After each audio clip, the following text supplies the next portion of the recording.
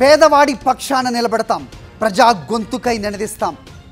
Voice of voiceless, తెలుగువారి మనస్సాక్షి సాక్షి TV. సాక్షి TV ప్రసారాల కోసం మీ స్థానిక కేబుల్ ఆపరేటర్ను వెంటనే సంప్రదించండి. అధికారంలోకి వచ్చినట్టు నుంచి అరాచకాలతో రెచ్చిపోతున్న కూటమి ప్రభుత్వం విశాఖలో మరో దుర్మార్గానికి తెరతీసింది. జీవీఎంసీ స్టాండింగ్ కమిటీ ఎన్నికల్లో గెలిచేందుకు కుట్రలకు తెరలేపింది. ఇవాళ జరిగే స్టాండింగ్ కమిటీ ఎన్నికల్లో గెలిచేందుకు ఎన్ని కుతంత్రాలు చేయాలో అన్నీ చేస్తోంది. జీ హుజూర్ అంటున్న అధికారులు కూడా నిబంధనలకు పాతరేస్తున్నారు. రూల్స్కు విరుద్ధంగా 27 మంది ఫిరాయింపు కార్పొరేటర్లకు ఓటు హక్కు కల్పించారు. వారిపై అనర్హత పిటిషన్ హైకోర్టులో పెండింగ్లో ఉన్నా అధికారులు ఏమాత్రం పట్టించుకోలేదు. తీర్పు తర్వాతే ఎన్నికలు నిర్వహించాలని వైఎస్ఆర్సీపీ ఎన్నిసార్లు విజ్ఞప్తి చేసినా లైట్ తీసుకున్నారు అధికారులు.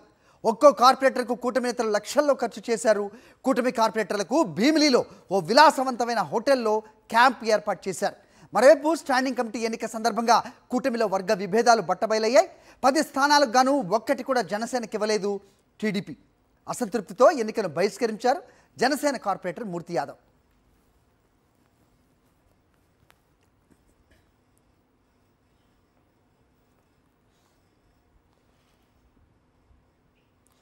ఫిరాయింపు కార్పొరేటర్లపై హైకోర్టులో కేసు పెండింగ్లో ఉండగా వారికి ఓటు హక్కు కల్పించడం పట్ల విరుద్ధం అంటున్న వైఎస్ఆర్సీపీ నేతలతో మా ప్రతినిధి నాయుడు మాట్లాడారు. చూద్దాం. స్టాండింగ్ కమిటీ ఎన్నికల్లో పార్టీ ఫిరాయించిన కార్పొరేటర్లకు ఓటు హక్కు కల్పించడంపై వైఎస్ఆర్సీపీ నేతలు తీవ్రంగా మండిపడుతున్నారు. నిబంధనలకు విరుద్ధంగా వారికి ఎన్నికల్లో ఓటు హక్కు కల్పించారని చెప్తున్నారు. ఇదే విషయం మీద మనతో మాట్లాడడానికి డిప్యూటీ మేయర్ కట్టుమూరి సతీష్తో పాటు మరి కొంతమంది వైఎస్ఆర్సీపీకి సంబంధించిన కార్పొరేటర్లు ఉన్నారు. సార్, దీన్ని ఏ విధంగా చూస్తారు? డైరెక్ట్గా ఎన్నిక జరిగితే గెలవలేమని చెప్పి వైఎస్ఆర్సీపీ నుంచి పార్టీ మారిన వారికి ఓటు హక్కు కల్పించి ఎన్నికల్లో గెలవాలని చూస్తున్నారని మీరు అనుకుంటున్నారా? అందరికీ నమస్కారం అండి. డెఫినెట్గా అంతే. ఎందుకంటే మీరు చూసారు, జాతరలో జరిగినట్టు మేయర్ మీద నో కాన్ఫిడెన్స్ మోషన్ కానీ ఇంకొక డిప్యూటీ మేయర్ మీద జరిగిన నో కాన్ఫిడెన్స్ మీద కానీ పార్టీ ఫిరాయింపులు ప్రోత్సహిస్తూ 27 మంది కార్పొరేటర్లు తమ వైపు తిప్పుకొని అనైతికంగా ఆ రోజు అందులో గెలవడం జరిగింది.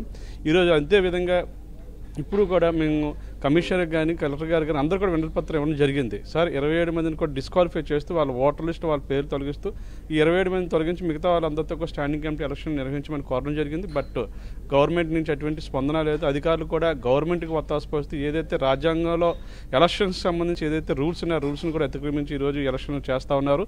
దీని అయితే చాలా అప్రజాస్వామ్యంగా అనైతికంగా జరుగుతుందని మీ ద్వారా అందరూ కూడా తెలియజేస్తూ ఉన్నాము.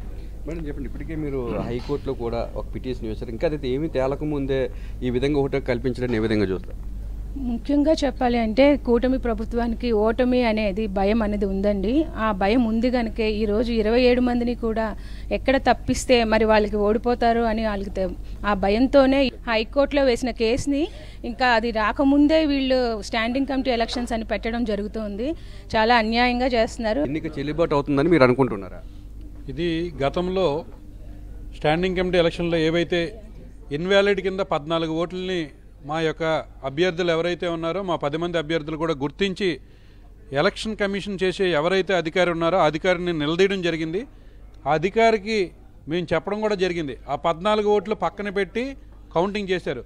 తీరా వాళ్ళ అధికారులు ఒత్తిడి, కూటమి పెద్దల ఒత్తిడి మేరకు మళ్ళీ ఆ 14 ఓట్లు కలిపి గత స్టాండింగ్ కమిటీలో దుర్మార్గంగా గెలిచారు. వారు ఏదైతే కూటమి పెద్దలు ఉన్నారో వాళ్ళు ఇక్కడ రాజ్యాంగాన్ని గౌరవించి కానీ మున్సిపల్ చట్టాలు గౌరవించి కానీ ఇక్కడ ఎక్కడ ఈ యొక్క పాలన జరగట్లేదు, దుర్మార్గంగా జరుగుతుంది. క్యాంపు రాజకీయాలు చేసుకొని వారు భయభ్రాంతుల గురించి వారికి ఉన్న స్వేచ్ఛ ఓటు కూడా లేకుండా క్యాంపు రాజకీయాలు చేస్తున్నారు. ఇది దుర్మార్గం చర్యగా మేము భావిస్తున్నాం.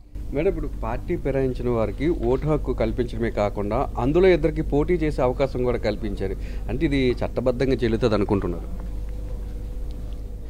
యాక్చువల్గా కోర్టులో కేసు ఉంటుండగా మళ్ళీ నోటిఫికేషన్ ఇచ్చి ఇలా స్టాండింగ్ కమిటీ ఎలక్షన్లు జరిపించడం అనేది అది రాజ్యాంగ విరుద్ధమే. కోర్టులో కేసు ఉంటుండగా ఇలాగా ఓటు హక్కు కల్పించడం, స్టాండింగ్ కమిటీ ఎలక్షన్లు పెట్టడం అనేది అది ఎంతవరకు సమంజసం అనేది మేము అడుగుతూ ఉన్నాము.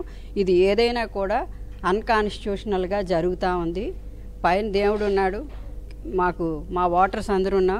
వైఎస్ఆర్సీపీ మేమైతే ఎంతమంది ఉన్నాం కార్పొరేటర్ అభ్యర్థులు అందరం కూడా మా యొక్క ఐక్యతను చాటి చెప్తామని, తప్పకుండా మేము గెలుస్తామని మేము అనుకుంటున్నాం. గెలవలేకనే అడ్డదారిలో కూటమి నేతలు పార్టీ ఫిరాయించిన 27 మందికి ఓటు హక్కు కల్పించి అన్యాయంగా ఈ ఎన్నికల్లో గెలవాలని చూస్తున్నారని చెప్పి వైఎస్ఆర్సీపీ నేతలు చెప్తున్నారు. కెమెరామెన్ శంకర్తో నాయుడు, విశాఖపట్నం నుంచి.